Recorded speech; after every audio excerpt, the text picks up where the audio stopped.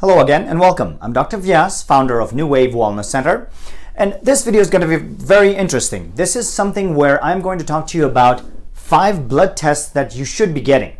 Now, when you go for your regular physical, when you go to your doctor's office for a physical, they usually run some blood work. Well, blood work is very important because it's almost like an internal picture. It gives us an idea of what's going on from the inside out. Well, what's happening is most of this conventional blood work is almost outdated. It's something that's been run for decades and decades. It's some stuff that, yes, is important. It's going to show us some stuff. But again, with our lifestyle changes, there's different stressors and modifications we've made to our lives require that we actually test certain things a little differently. So this is why I'm going to talk to you about 5 of the things I think that are very important and that you should be getting tested in your blood work. So let's start off with the first one. The first is something you might have not have heard of. It's called fasting insulin levels. Now, when you get your regular blood work, they actually check your fasting glucose levels, right? They ask you to, do a fasting for about 8 to 10 hours, and then they check your glucose levels to see where your blood sugar levels are. Well, fasting insulin is a much better indicator of what's going on with your sugar levels. I'll tell you why. What's happening nowadays is we are bombarding our bodies with a lot of sugars and carbohydrates and all these refined foods and stuff. So the little organ called your pancreas that produces insulin is constantly pumping out a lot of insulin to try and balance out that sugar level. Now, when it starts pumping out a lot of that insulin, your cells in your body become what we call insulin resistant, which means that the little receptor site where the insulin is supposed to attach becomes blocked. And what happens is then you start building up insulin in your body. Not just the sugar levels, your insulin levels actually build up in your body. Now, what that starts causing is that is one of the big causes of your diabetes, because again, your sugar is not being broken down. Yes, you have a lot of insulin in your blood, but that insulin is not breaking down the sugar to provide the energy to the cells. So what happens is your sugar levels start rising in there too. So insulin levels go up and your sugar levels go up. That's a big bad combination. That's one of the big causes of your diabetes. That also leads to something called fatty liver. Now think about this. We know that when we have excess sugar in our bodies, your body automatically converts those sugars into fat, and it stores those fats in your liver. Liver is a storage unit or a storage part for some of these fats that are converted from glucose. So what happens is your liver starts becoming what we call fatty. It means it has too much of fat around it, and then that will cause increased cholesterol levels because your liver actually breaks down or converts in things your cholesterol. So if your liver is not functioning well, of course that makes sense. Your cholesterol levels will go up, right? That also leads to something called metabolic syndrome. Metabolic syndrome is a combination or a collection of 3 different things. It's diabetes, high blood pressure, and high cholesterol levels. Well, we just explained why you would end up with 3 of those, but your blood pressure level goes up because it's a stress to the body. So your blood pressure is trying to rise to balance some of that stuff out. So again, fasting insulin levels. Now, where should your levels be? This is the numbers. Now, this thing it's measured by a test called the HOMA-IR. IR is your insulin resistance test. The optimal levels should be at about 3.8 millimolars per mole. If you're at low levels, you would be less than 3, and high would be considered more than 8. So those are certain numbers that you have to kind of be aware of. Now, the number 2 test, you might have seen this thing. It's very common. It's called the hemoglobin A1C levels. People that are diabetic. Now, this is not just a test that's reserved for people that are diabetic. Yes, diabetics, it gives us a better understanding of what's going on, but your A1C levels show us how well your body was handling sugar for the past 3 months. A fasting glucose level just shows you how your glucose level is at that time or that time of day. But an A1C level shows you how your body handled sugar for 3 months. So it's a much better indicator for that. It's also known as a glycosylated hemoglobin. So the way I said, for 3 months. Now, what happens is, again, when you have too much of that sugar floating around, if your body's not breaking down some of that sugar, it starts attaching to cells. It's called glycosylation. It starts getting sticky and starts attaching to some of these cells. Now, when you have any of that sticky stuff to cells, what happens? It starts attracting all these other things that are floating around in the blood, and they start sticking to it. When they start sticking to it, it starts causing something called inflammation. Right? We know that because your body's going to try and fight off and say, hey, this is a foreign substance. We don't know what it is. Cause inflammation, increase the immune response also. So you end up with a lot of different issues. Your autoimmune conditions, things like that end up because of that.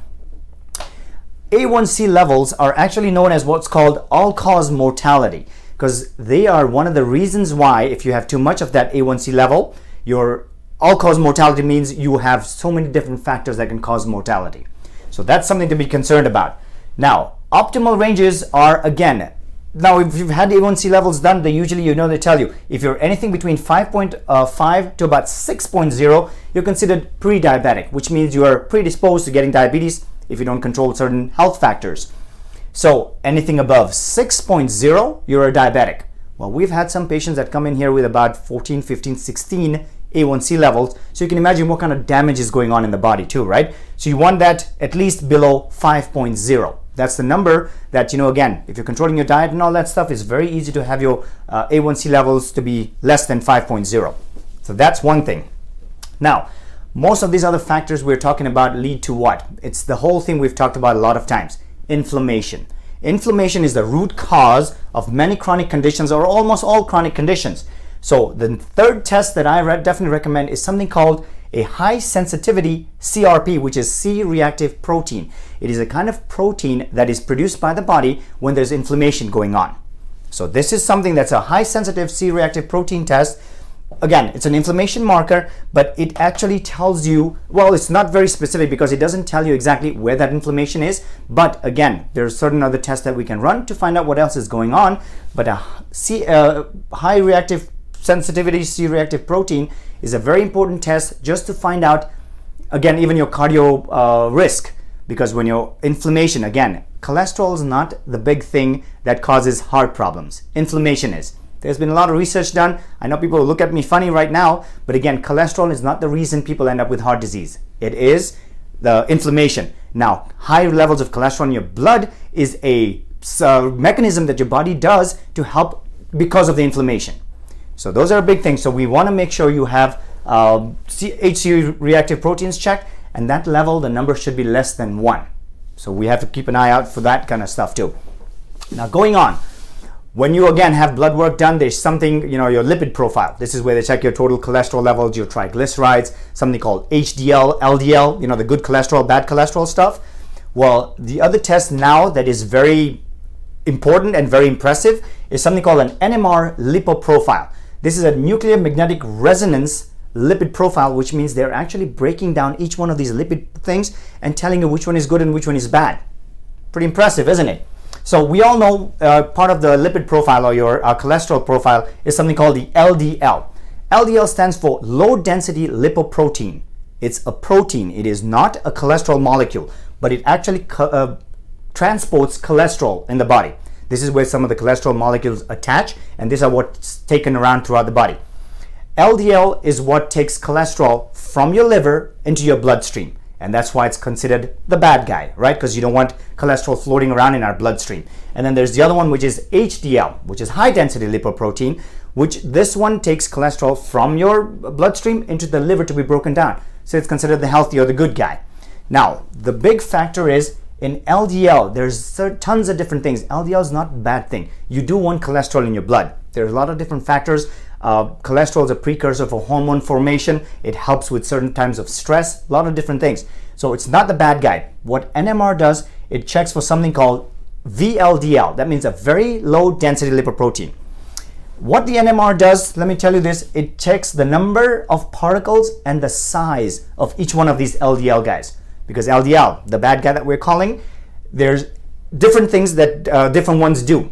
When they're very small, science or research has shown that the very small density lipoprotein are the ones that attach onto those artery walls. These are the ones that increase your risk for cardiometabolic, heart problems, diseases that way.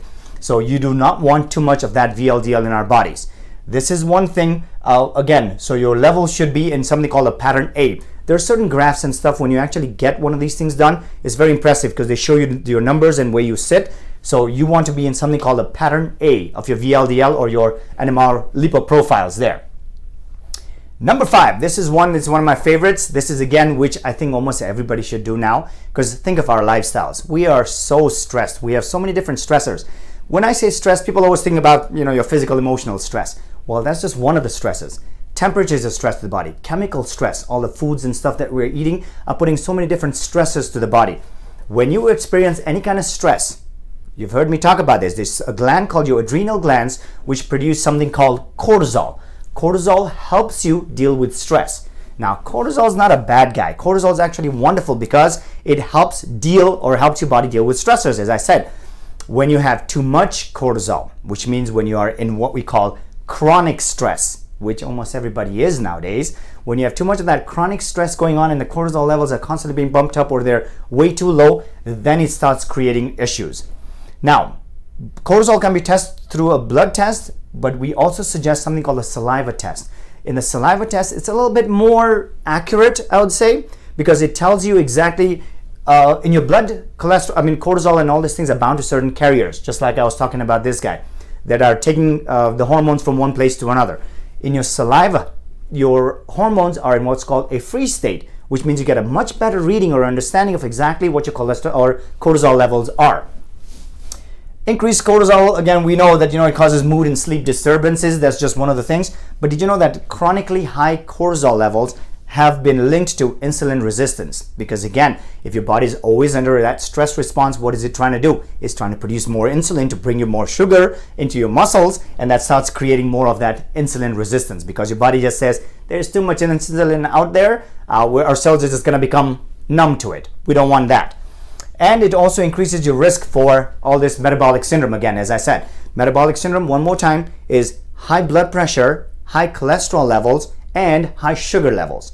This is a combination which almost, we've had a lot of patients that are actually coming in with 3 of these, that are on a statin drug, that are on metformin to help diabetes, and they're taking a blood pressure medication. Well, all those things just gonna help symptoms.